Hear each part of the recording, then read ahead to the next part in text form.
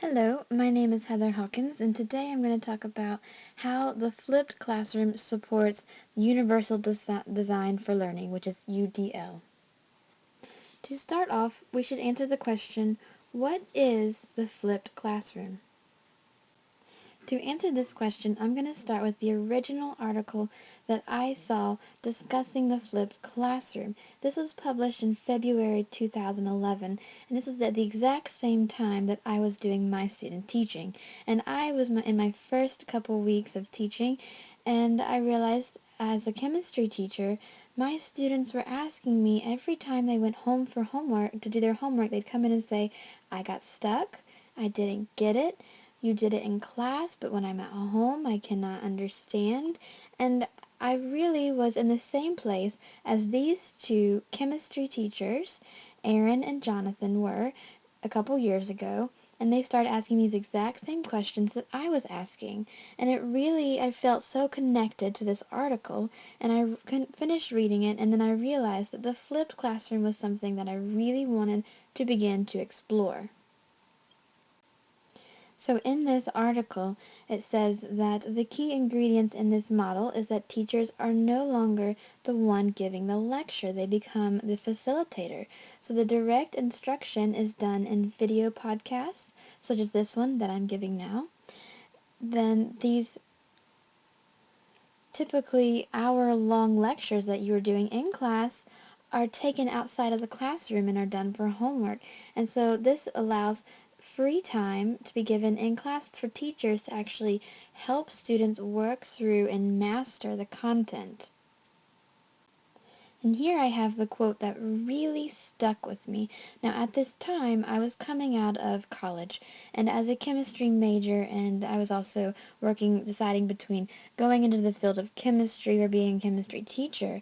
To me, it was so important to have the activities in the lab time, especially after being in a college setting where I was spending a minimum of 6 hours a week, depending on which science class I was signed up for.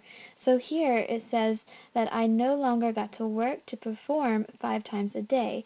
Instead, I looked forward to going to class and interacting with my students all day. Students would work on their own pace and watch the videos, work on assignments, complete laboratory activities, interact through web-based discussion boards, and master course objectives through one-on-one discussions with their teacher. This really grabbed my attention because I realized that this is exactly how I wanted my students to feel. I wanted them to come to class and for me not to be the one lecturing, for me to be the one that's interacting with them, walking through the labs and the activities that really engage me as a student, which I know will engage them as a student. Now this from the Center of Teaching and Learning from the University of Washington really helps to just quickly summarize the difference between the traditional and the flipped classroom. So here in the traditional classroom, the teacher is the lecturer, and the students go home to complete their homework and activities. Where in the flipped classroom, students can watch the lecture at home. It can be 15 or 30 minutes lecture, and they spend the entire time in class performing activities or labs if it is a science classroom. And here, the teacher is actually the facilitator. Here is the familiar Bloom's taxonomy as represented by Lee and Langford, and I would agree with her in saying that the flipped classroom focuses on what is happening during the live interaction with the facilitator. And here she has represented that the facilitator time works on the application, analysis, synthesis, and evaluation phases of Bloom's taxonomy, while the student's independent work focuses on the knowledge and comprehension pieces of Bloom's taxonomy. So the flipped classroom focuses on the type of learning and how it is addressed, such as here with Bloom's taxonomy, while blended learning focuses on engaging the learner. So blended learning is focusing on keeping the learner interested and engaged by using different types of media, whereas the flipped classroom is focusing here on different types of learning and how it is addressed. So here she shows us the learning cycle for the flipped classroom. In this learning cycle, we have the experimental engagement where the educator suggests different hands-on activities, maybe some simulations or virtual labs or experiments, anything that's very interactive and hands-on. The next step is our concept exploration. So here, again, the educator is suggesting maybe video lectures or some sort of podcast or websites or online chats. Then the students are meaning making, which is where the learner is blogging and reflecting and social networking or using discussion boards to make meaning to this content. And then finally, the learner generates creative personalized projects or presentations in this demonstration and application, the last phase for learning. I mentioned blended learning before, and this word cloud really helps to show the different words that describe blended learning.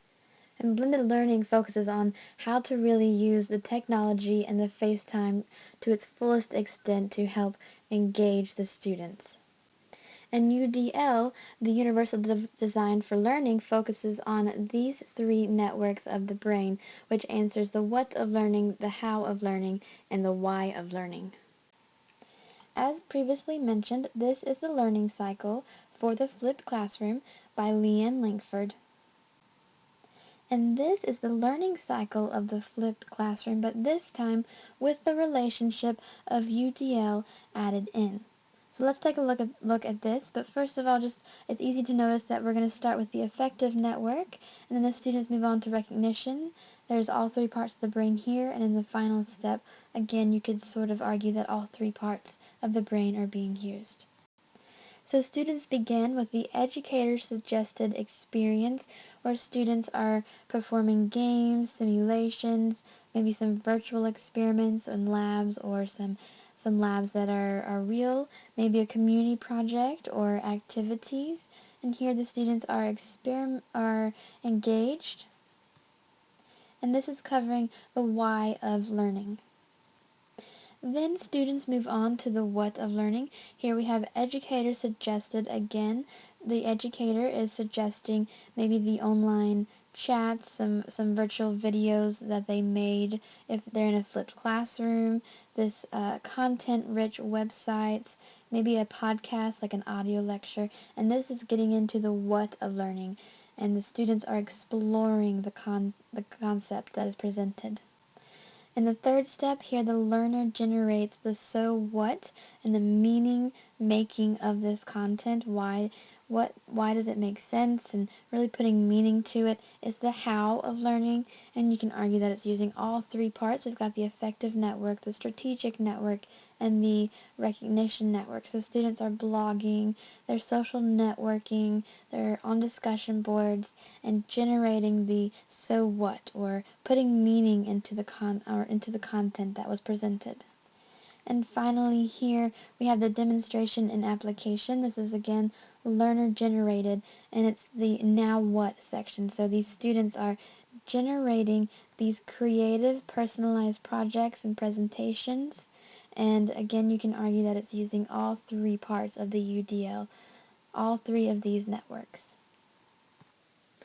So an example of a flipped classroom that supports UDL that I use is for my physics class, which is fully flipped, and my physics class that is flipped is made possible by the use of Dropbox, where I can share all the files with the students and they can occasionally share their projects or files with me. And of course also with the help of Nomia, which is where I post my video lectures, such as this one that I am doing now. So this is the PDF that all students will find in their Dropbox at the beginning of a unit, and it really covers everything in the unit, beginning with their track choices. They have a standard track choice, which covers the minimal for the state standard, and then the math and advanced math-based are really for students who see more through a math perspective instead of more of a conceptual perspective. And so I begin with this chapter opener here, and I always include more information about the image that they see on their chapter opener. We talk about prior knowledge as well. So with this front image that they see as they begin the chapter, and there's always a video that goes along with it, or other videos that I bring into the class, it really begins the whole experience and the whole answering of why of learning. The students are becoming very engaged because the videos and the images, and sometimes we have a couple of simulations or games to do, or occasionally an experiment to do in the beginning. It's engaging the students in the learning that they're about to learn, that they're about to undertake in this chapter. And then within each section, the students begin by seeing their objectives. And then you notice here it says, what do you think? In this class, in this flipped classroom, I always have students use a journal, and they answer these what do you think questions. And they cannot always answer them, but that's not the point. The point is that they're trying to figure out what they do know and how they can answer these questions. They most of the time will get them wrong, but at the very end of this section, they revise their answer so they can see the process that they went through to learn and to see the progress that they made. So within each section of the chapter, they go through this what do you think journal entry, and this really helps engage them, but it also starts to answer the what of learning. And they're starting to explore this concept, but they're also really getting engaged in it because they cannot answer the question, so they're ready to find out the answer to it.